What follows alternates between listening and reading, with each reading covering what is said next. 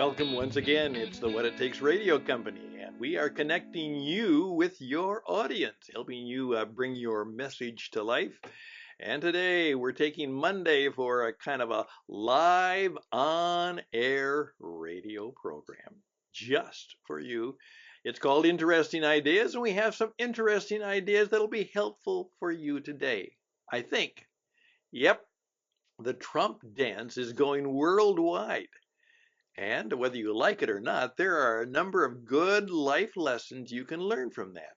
So, with your permission, let me tell you just a few. Greetings, ladies and gentlemen. Welcome to Interesting Ideas with Stan the radio man. Interesting ideas, informative ideas, intriguing ideas, challenging ideas, instigating ideas, all kinds of ideas, and hopefully something that from time to time will make you smile, and sometimes at the same time help you to learn a few lessons, or at least try to say, maybe that could be helpful or useful to know. Well, this is Monday, and it's the week of Thanksgiving. It is a week where I celebrate my favorite holiday. That's right, Thanksgiving. A thankful and grateful heart is seldom a fearful heart. And let's be thankful. And the reason I love the holiday is even though they do Black Friday and they try and do it all kinds of food and football, it's hard to steal this day away from what it really is. And that is a day to give thanks to God.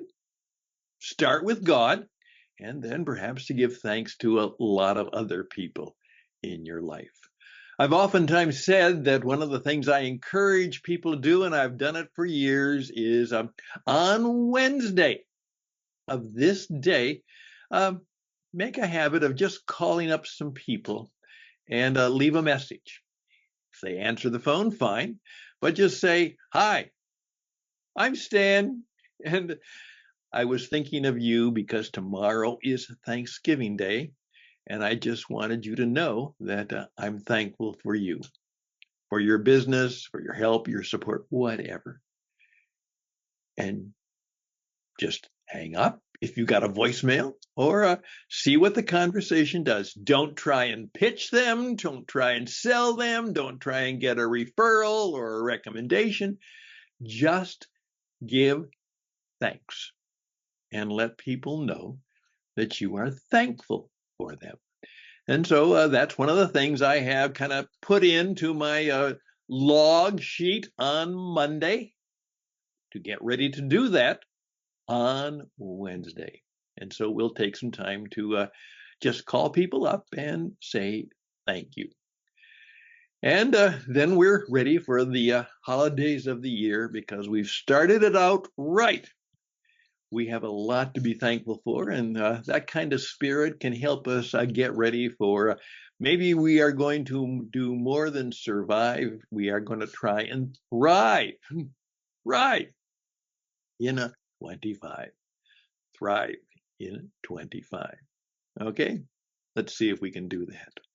Hey, the topic obviously is meant to get your attention, and of course that's what I do because I'm a broadcaster. I've been 45 some years in the radio, and obviously somewhat the entertainment performance business. And so I think it's fun to talk a little bit about one of the great performers, and of course that is the president-elect Donald Trump, and of course now the Trump dance is sweeping the world.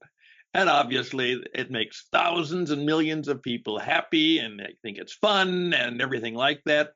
And obviously, a lot of people who don't like Donald Trump, they are in a state of, why? Why is he getting all this free publicity and all these good vibes and everything else like that? But it is happening, and first rule of marketing, life lesson. The object of good marketing is to make people smile. You know, if you can get people to smile, things will go much better for you. And so, can I give you a few lessons from what Donald Trump can teach us? Now, one of the things I've always taught, and in fact, I'm going to talk about it on another subject, which is I can always learn from somebody. I can learn something from somebody, even the people I don't like or maybe even dislike or who've done bad things to me. Um, I can always learn from other people. And I can always learn from the situations that I have been put in. And today I've got two or three very difficult situations I have to deal with. Uh, I believe I'll get them solved. I need to, but I can always learn from them. And I'm going to see if I can be pretty good at doing that. Well, one of the things, as I said, we can learn some life lessons from Donald Trump's dance.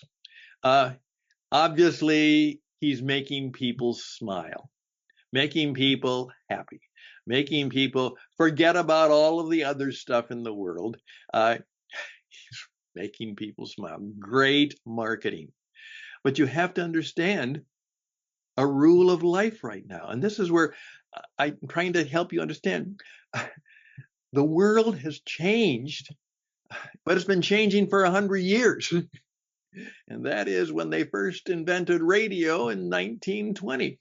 The mass media, we have to learn how to use the radio, the television, the video, what I call the mass marketing performance media.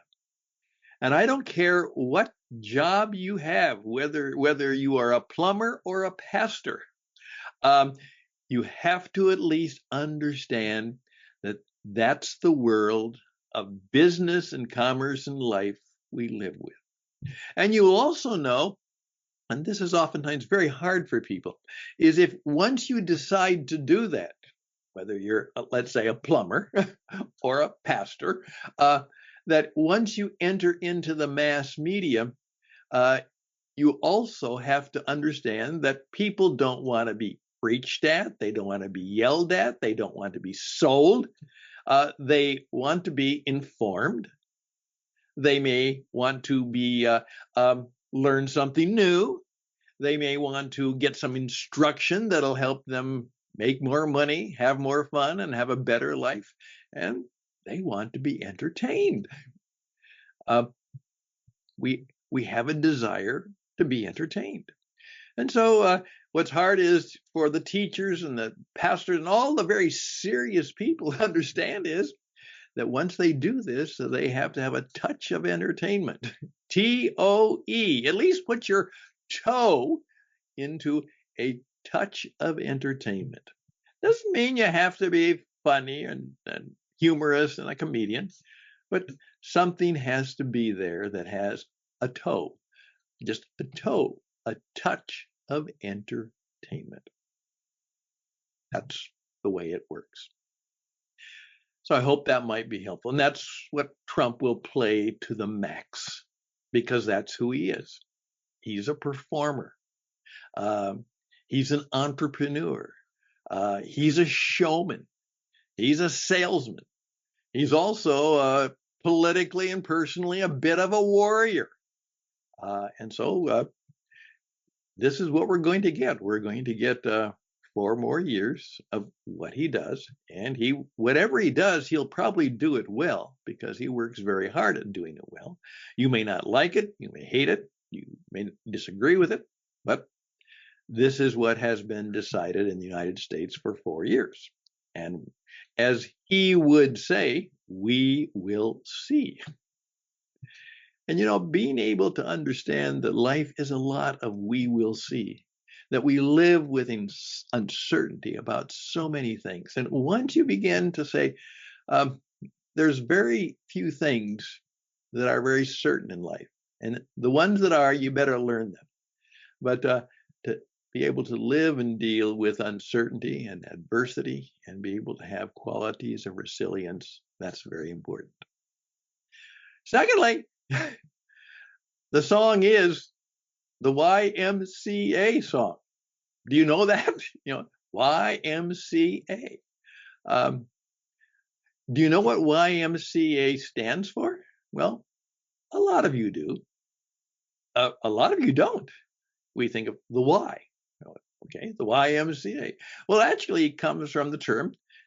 It was the Young Men's Christian Association.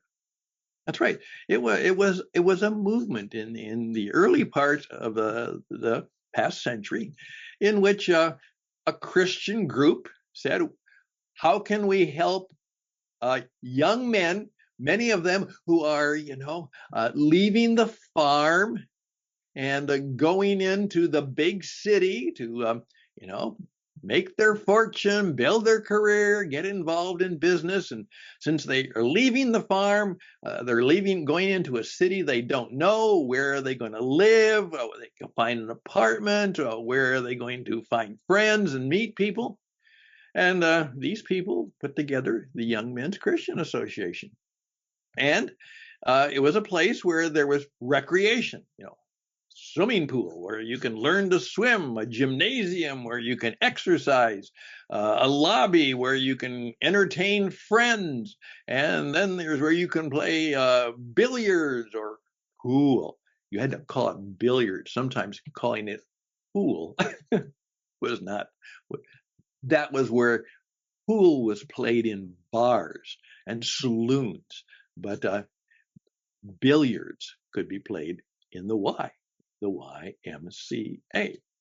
And the top floors were one room, a little apartments. Yeah, where a place to sleep, a place to do your work, a place to leave your clothes. There was no bathroom. The bathroom was down the hall. And when you wanted to go to the bathroom or get a shower, you had to go down to the bathroom, the restroom, the toilet, and there you had to learn how to get along with other people. The YMCA. Those were good things, and in fact, today we probably could use more of what the YMCA was all about.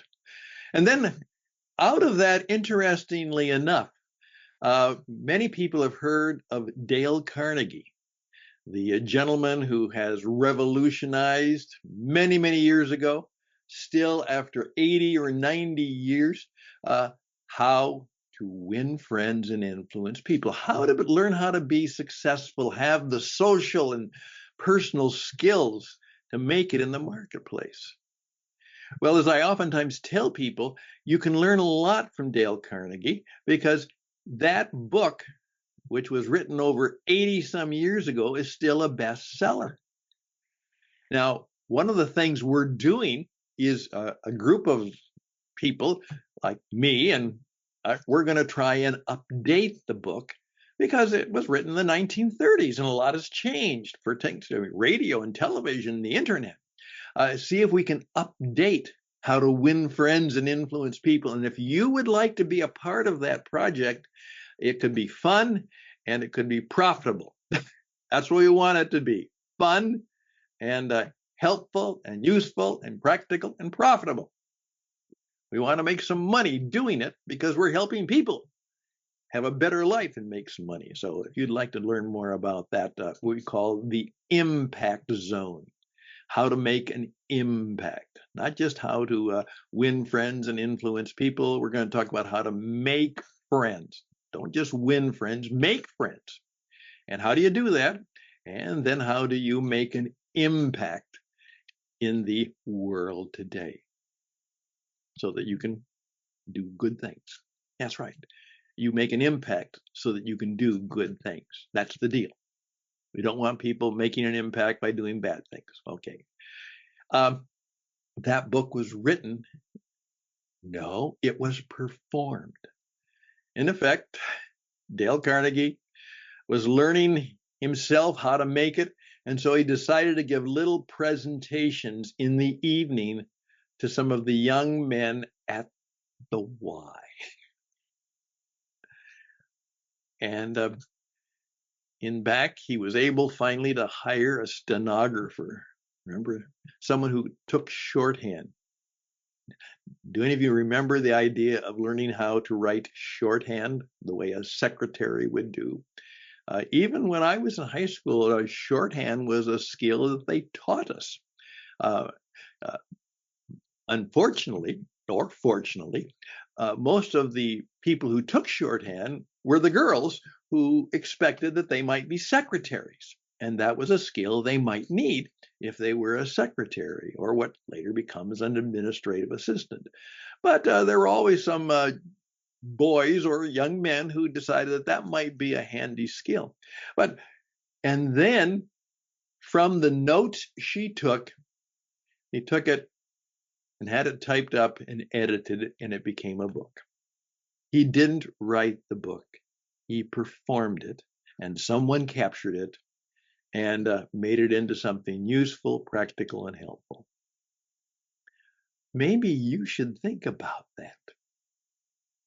That very thing that happened at the Y, in which someone shared freely the wisdom, insight, and truth they had, it was captured, someone wrote it down, and then it was shared with others through a book, and then it was shared with others through other performances as, Dale Carnegie made the circuit all around the world and established franchises, which still exist today. There we go. All of that we can learn from the fact that Donald Trump's dance is making the rounds and making its mark in the world today. Just thought I would enjoy sharing those stories with you. I hope they have been helpful and useful to you. That's right. Yep, it is indeed, the Trump dance. It is the YMCA song, and it is all coming together to help you learn how to make your mark in life, business, and the marketplace. I'm Stan Houston. I'm a business performance coach. I'm a broadcast communicator and teacher and trainer, and I can help you help others to make your mark in the marketplace.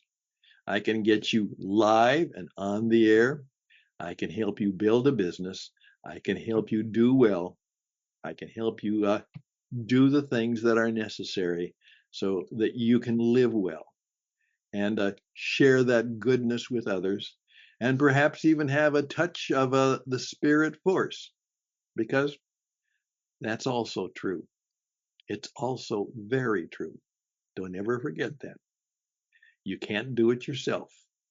You have to surrender yourself to a spirit force in some way. And we can tell you more about that if you want to know more. All the best and all the blessings to you. Till next time, interesting ideas, transforming ideas, the Jesus Entrepreneur Experience podcast. All of those things are coming your way from me, Stan, the Radio Man. Bye for now.